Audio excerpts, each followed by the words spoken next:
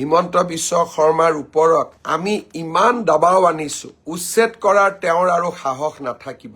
চিন্তা কৰাটো ভুল নাছিল, নেপাল বনোৱাৰ ষড়যন্ত্ৰটোও ভুল নাছিল। কিন্তু আপোনালোকক মই জনাব খুজিছো যে আপোনালোকক মই সন্তুষ্ট কৰিব নোৱাৰিলো। বহুতে ভাবিছিল উচ্ছেদ বন্ধ হৈ যাব নেকি। হিমন্ত বিশ্ব শৰ্মাৰ ওপৰত আমি ইমান দবাও আনিছো, আমি তেওঁক মানসিকভাৱে ইমান ব্যতিব্যস্ত কৰি দিছো, উচ্ছেদ কৰাৰ তেওঁৰ আৰু সাহস নাথাকিব।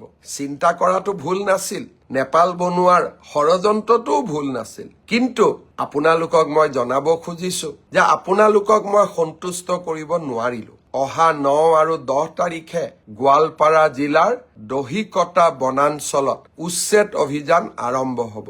1000 বিঘা বনভূমি আমি উচ্ছেদ কৰিম আৰু আমি অসমবাসী ৰাইজৰ বন সম্পদ ৰক্ষাৰ যুদ্ধখন চলাই যাম।